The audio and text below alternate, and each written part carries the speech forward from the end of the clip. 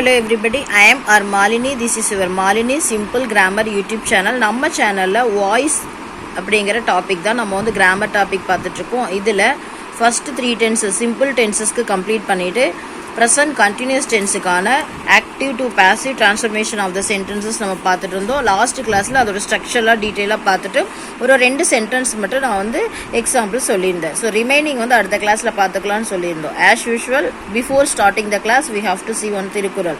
S, so நம்ம 4 குறள் already பார்த்துருக்கோம். 5th one குறளை பார்க்கலாம், சரிங்களா? ஸோ 5th one குறள் பாருங்க. இருள் சேர் இருவினையும் சேரா இறைவன் பொருள் சேர் புகழ் புரிந்தார் மாட்டு. ஸோ எப்பொழுதுமே நம்ம வந்து கடவுளுக்காக உண்மையாகவே பணிவாக நம்ம வந்து ஒரு வேலையை ஒரு இறை வழிபாட்டை செய்யும் பொழுது உண்மையாக இருந்தோம்னா அந்த இறை வழிபாட்டில் கண்டிப்பாக கடவுள் வந்து நமக்கு நல்லதும் கெட்டது ரெண்டுமே நம்ம வந்து நல்லபடியாக வந்து நிகழ்கிறதுக்கு ஒரு காரணமாக இருப்பார். ஸோ ரெண்டுமே நம்மளை வந்து சேராது. இறைவனுக்கு நம்ம வந்து நல்லபடியாக சேவை புரியும் பொழுது அதை கடவுளே எல்லாத்தையும் நமக்கு பார்த்துக்குவார். ஸோ இருள் சேர் இருவினையும் சேரா இறைவன் பொருள் சேர் புகழ் புரிந்தார் மாட்டில் என்ன சொல்லியிருக்காங்கன்னா, இறைவனோட உண்மையான புகழை எப்பொழுதுமே கடவுளுக்காக நான் வந்து சேவகம் செய்கிறேன்னு பேருக்கு சொல்லாமல் அவரை பற்றி உண்மையாக நினச்சி அவருக்காக நீ வந்து எதனாவது பண்ணும் பொழுது அவரோட புகழை எல்லாத்துட்டும் எடுத்து சொல்லும் பொழுது கண்டிப்பாக உங்களுக்கு நல்ல வினைகள் தீவினைகள் எல்லாத்தையும் கடவுள் நான் பார்த்துப்பேன், எதுவும் உனக்கு வந்து சேராது அப்படின்னு சொல்லிட்டு சொல்கிறாங்க. சரியா? இதை தான் திருவள்ளுவர் இருள் சேர் இருவினையும் சேரா இறைவன் பொருள் சேர் புகழ் புரிந்தார் மாட்டுன்னு சொல்கிறாங்க. ஸோ இன்னைக்கு கிளாஸை பார்த்தலாமா? ஸோ ப்ரெசன்ட் கண்டினியூஸோட ஆக்டிவ் வாய்ஸ் ஸ்ட்ரக்சரும் பேசிவ் வாய்ஸ் ஸ்ட்ரக்சரும் ஆல்ரெடி நம்ம பார்த்துட்டோம். கண்டினியூஸ்னாவே கொண்டு நடந்துட்டு அட் ப்ரெசென்ட்டில் நடக்கிறது டெம்பரவரி ஆக்ஷன்னு சொன்னேன்.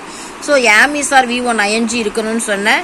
ஆக்டிவில் பேசிவில் ஆமிசார் கிட்ட பீயிங் பி ஃபார்ம் வேர்போட அந்த ING ஃபார்ம் வந்து போட்டுக்கிறோம் ப்ளஸ் V3 கம்பல்சரி பேசிவில் V3 இருக்கணும்னு சொன்னேன். ஸோ நெக்ஸ்ட்டு 2 எக்ஸாம்பிள் முடிச்சிட்டோம். 3rd one எக்ஸாம்பிள் பாருங்கள். So Raj is kicking the ball. இதில் ராஜுங்கிறது சப்ஜெக்டில் வந்து பார்த்தீங்கன்னா நவுன் வந்திருக்கு, சிங்குலராக இருக்கிறதுனால is kicking. So be form verb plus V1 ING வந்திருக்கு. ப்ரெசன்ட் பி ஃபார்ம் வேர்ப் ஞாபகம் வச்சுக்கணும், ப்ரெசண்ட்டில் வந்திருக்கு. So present continuous is kicking what ball. So இந்த பால் அப்படிங்கிறது ஆப்ஜெக்ட். ஸோ ஆப்ஜெக்டை முன்னாடி கொண்டு வாங்க. ஆக்டிவ் வாய்ஸ் ஸ்ட்ரக்சரில் இருக்குது அப்படிங்கிறது தெரிஞ்சிருச்சு. ப்ரெசன்ட் கண்டினியூஸ் டென்ஷன் தெரிஞ்சிருச்சு. So the ball singular. So am வராது, ஆம் ஐக்கு மட்டும்தான். ஆர் வராது, ஆர் ப்ளூரலுக்கு மட்டும்தான். ஸோ ஈஸ் தான் யூஸ் பண்ணுவோம். So is being kicked by whom Raj. அவ்வளோதான், ஃபுல் ஸ்டாப். பேசிவ் ஸ்ட்ரக்சரில் நம்ம வந்து மெயினாக பார்க்க வேண்டியது ஈஸ் பீயிங் V3. இங்கே ஆக்டிவில் ஈஸ் V1 ING. ஓகேங்களா? ஸோ அடுத்தது பாருங்கள். So next they are knocking the door. They சப்ஜெக்டில் ப்ரனவுன் வந்திருக்கு, தே ப்ளூரலாக இருக்கனால ஆர் வந்திருக்கு. அடுத்து நாக்கிங் V1 ING வந்திருக்கு. Present be form verb they are knocking what the door object. So active voice ஸ்ட்ரக்சரில் இருக்குது, ப்ரெசன்ட் கண்டினியூஸில் தெரிஞ்சிருச்சு. ஸோ இதில் நம்ம மாற்றும் போது ஆப்ஜெக்டை முன்னாடி ஆஸ் யூஷுவல் கொண்டு வந்துடும். த டோர் சிங்குலராக இருக்கனால ஆம் ஐக்கு மட்டும், ஆர் ப்ளூரலுக்கு மட்டும். ஸோ இங்கே ஈஸ் வருது. The door is being knocked by they வந்து சப்ஜெக்டிவ் ப்ரனவுன் ஆப்ஜெக்டிவ் ப்ரனவுனாக மாறும் பொழுது தெம்மா மாறும். Passive voice structure. So active ஸ்ட்ரக்சரில் present be form verb V1 ING, பேசிவில் ப்ரெசன்ட் பி ஃபார்ம் வேர்ப் சிங்குலராக ப்ளூரலான்னு சப்ஜெக்டை பார்த்துக்கணும், சரிங்களா? ஸோ இங்கே ஆப்ஜெக்டாக வருது சப்ஜெக்டாக வருது, அதை தான் சொல்கிறேன், கன்ஃபியூஸ் ஆகாதீங்க. So being common. பீயிங் வந்து அது ப்ளூரலாக சிங்குலராக கிடையாது. இந்த பி ஃபார்ம் வேர்ப் ஆமிசார் மட்டும்தான் சிங்குலராக ப்ளூரலான்னு சப்ஜெக்டை பார்த்து அதுக்கு தகுந்த மாதிரி போடுவோம். பீயிங் V3 இதுதான் main structure. Subjective pronoun objective ப்ரனவுனா மாறிடுச்சு. That's all. ஓகேங்களா?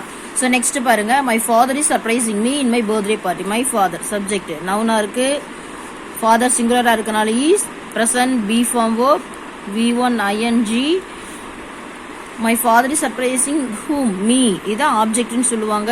இன் my birthday party remaining words எல்லாமே அர்ஜென்ட், சரிங்களா? ஆக்டிவ் வாய்ஸ் ஸ்ட்ரக்சர் ப்ரெசன்ட் கண்டினியூஸோட பேசிவில் மாற்றும் பொழுது மீ என்னவா மாறும்? ஐயா மாறும். ஆப்ஜெக்டிவ் ப்ரனவுன் சப்ஜெக்டிவ் ப்ரனவுனாக வரும் பொழுது ஐ, சரிங்களா?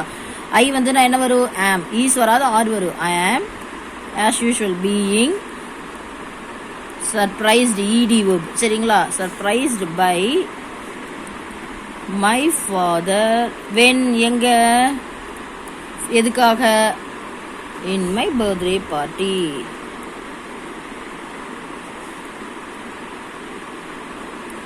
இது passive structure. சரிங்களா?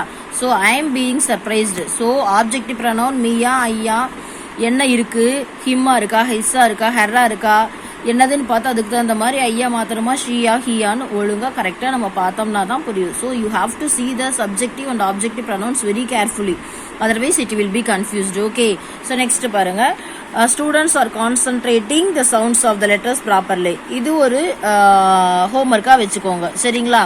அடுத்தது ஹோம்ஒர்க் கொடுக்குறேன். ஸோ ஒரு 3 எக்ஸாம்பிள்ஸ் கொடுக்குறேன், அதை வந்து ட்ரை பண்ணுங்க. நெக்ஸ்ட் கிளாஸ்ல ஆன்சர் பண்றேன்.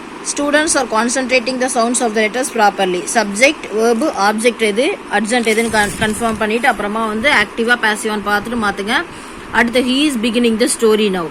சப்ஜெக்ட், வேர்ப், ஆப்ஜெக்ட், அர்ஜென்ட் எங்கேன்னு பாருங்க, டிசைட் பண்ணுங்க. ஸோ நமக்கு சென்டென்ஸ் பேட்டர்னும் தெரியணும். So you have to know the sentence pattern and then only you can change the voice.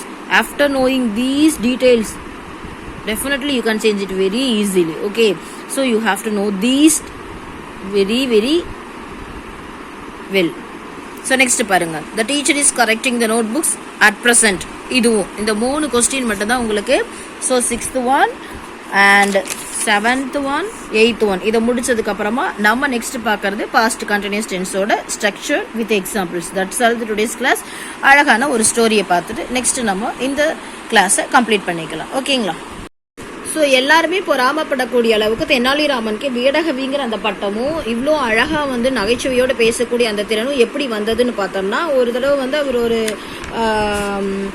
பக்கம் வந்து ஒரு சாமியாரை மீட் பண்ணும்பொழுது அந்த சாமியார் வந்து இவ்வளோ நல்லா வந்து அறிவாற்றலோடு இருக்கேன், நீ ஒரு தடவை வந்து காளி தேவிக்கு போய் பூஜை பண்ணு, காளி கோயிலில் போய் நல்லா பக்தியோடு பூஜை பண்ணினா கண்டிப்பாக காளி தேவி உன் முன்னாடி தோன்றி உனக்கு என்ன வேற என்னமோ கொடுப்பாங்க, நீ அவங்க மூலமாக நீ புகழ் பெற போற அப்படின்னு சொல்லி சொல்கிறாங்க. சரின்னு சாமியார் சொல்கிற மாதிரி நம்ம தெனாலிராமன் என்ன பண்ணுறாருன்னா காளி தேவியை வந்து நேரில் பார்க்கறதுக்கு பயங்கரமாக பூஜை பண்ணுறாரு.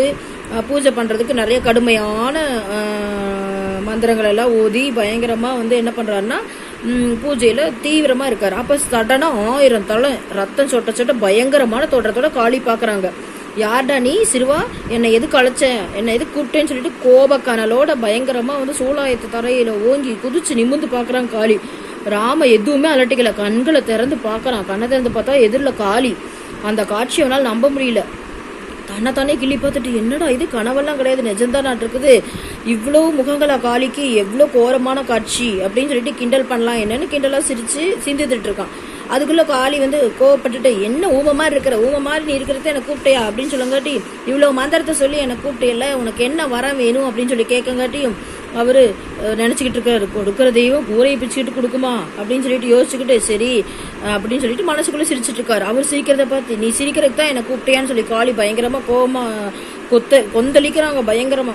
அப்ப நீ என்ன என்னோட அத்தை மகளா இல்லை மாமா மகளா, உன்னகிட்ட நான் வந்து விளையாடுறதுக்கு நான் என்ன விளையாடுறியான்னு சொல்லி கேட்கிறேன்னு சொல்லிட்டு யாருக்கும் பயப்படாம காளி தேவி பார்த்து 1000 தலையிலோடு இருக்கிற காளி தேவியும் பார்த்து பயப்படாம அவர் வந்து கேட்கிறாரு. இன்னும் கோவம் வந்துருச்சு நம்ம காளி தேவிக்கு.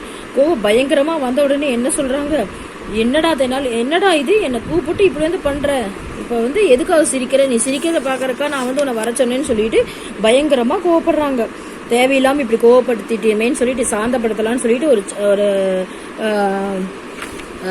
இது ஜோக் சொல்லலான்னு சொல்லிட்டு, எனக்கு ஒரே ஒரு முகம் ஒரே ஒரு மூக்கு இருக்குது, எனக்கு வந்து சளி பிடிச்சுன்னா என்னால் முடியல, என்னால் 2 கைகள் வச்சு பார்த்துக்க முடியல, உங்களுக்கு 2 கை இருக்குது, உங்களுக்கு 1000 தலை இருக்குது, 1000 மூக்கு இருக்குது, எப்படி சளி பிடிச்சா சமாளிப்பீங்கன்னு சொல்லுங்காட்டி காளிக்கு வந்த கோபம் எல்லாம் ஒரு செகண்ட் அப்படியே வந்து போயிடுச்சு. சிரின்னு சிரிச்சுட்டு உன்னோட அறிவை நான் மெச்சுறேன், உனக்கு வந்து இன்னையிலிருந்து விகடகவி தெனாலிராமன் சொல்லிட்டு உலக மக்களால் நீ வந்து புகழ் படுற மாதிரி அழைக்கப்படுவாய் அப்படின்னு சொல்லிட்டு வாழ்க வளமுடன் சொல்லிட்டு சொல்றாங்க. 2 கையை வந்து ராமனை நோக்கி நீட்டி ரொம்ப ஆச்சரியத்தோட வந்து ராமன் பார்க்கறான், என்னடா 2 கை நம்மளை நோக்கி நீட்டுறாங்கன்னு சொல்லிட்டு அவன் பயந்துட்டான். 1000 முகத்தை பார்க்கறான், அதிர்ச்சி அடைஞ்சிட்டான். என்னை பார்த்து நீ வந்து ஒன்றும் பயப்பட வேண்டாம், இந்த 2 கையில ஒன்றில் பார்த்தீங்கன்னா செல்வங்கிற தேன் இருக்கு, இன்னொரு கையில ஞானப்பால் அறிவு இருக்கு, எது வேணும் அப்படிங்காட்டியும் வலது கையில இருக்கிற செல்வம் வேணுமா, இடது கையில இருக்கிற ஞானப்பால் அறிவு வேணுமா அப்படிங்காட்டியும் ரெண்டுமே இருந்தால் தானே நான் வந்து சாதிக்க முடியும்னு சொல்லிட்டு 2 கை தரனாதான் ஓசவருன்னு சொல்லிட்டு 2மே எனக்கு கொடுங்கன்னு சொல்லிட்டு புத்திசாலித்தனமாக கேட்குறாரு. காளியும் நீ நல்ல புத்திசாலியாக தான் இருக்கேன், உனக்கு 2மே நான் கொடுக்குறேன், நீ விஜயநகர அரசர்கிட்ட போ, அவர் உனக்கு வந்து பதவி கொடுப்பாரு, விகடகவிங்கிற பட்டத்தையும் கொடுப்பாரு, உன்னோட திறமையால் நீ வந்து எல்லா பக்கம் புகழ் பெடைவன்னு சொல்லிட்டு அவரோட திறமையால் காளி தேவியவே சிரிக்க வச்சு அதுக்கப்புறமா வந்து கிருஷ்ணதேவராயர்கிட்ட போய் பயங்கரமாக வந்து என்ன பண்ணுறாரு, பேரும் புகழும் அடைகிறாரு. காளியோட வரத்தை வாங்கிட்டு தெனாலிராமன் அடுத்த நாளே தன்னோட ஒய்ஃப், தன்னோட பையன், தன்னோட அம்மாவெல்லாம் அழைச்சிக்கிட்டு கிருஷ்ணதேவராயரை சந்திச்சு விஜயநகரத்தை போய் பார்த்து அவர் வந்து புகழ் பெற்றுறாரு. அதுக்கப்புறமா தான் டெல்லி வரைக்கும் போகிறாரு இல்லையா. ஸோ தன்னோட அறிவாற்றலால் தான் இது அத்தனையும் நடத்தி காட்டினாரு நம்ம தெனாலிராமன். ஸோ அறிவாற்றலும் கூர்மையான சிந்தனை திறன் இருந்ததுன்னா எப்பேற்பட்டவங்களும் புகழடையலாங்கிறதுக்கு தெனாலிராமன் ஒரு best example. That's all the today's class. நீங்களும் அறிவுபூர்வமாக சிந்திக்கவும் செயல்படவும் முயற்சி பண்ணுங்க. ஸோ இன்னைக்கு ப்ரெசன்ட் கண்டினியூஸோட ரிமைனிங் எக்ஸாம்பிள்ஸ் பார்த்துட்டு ஒரு 3 சென்டென்ஸ் வந்து கொடுத்துருக்கேன் ஹோம்ஒர்க்காக, ட்ரை பண்ணி பாருங்கள். நெக்ஸ்ட் கிளாஸில் பாஸ்ட் கண்டினியூஸோட சென்டென்ஸ் ஸ்ட்ரக்சர் வித் எக்ஸாம்பிள்ஸோட பார்க்கலாம். Thank you all of you always support me. Thank you.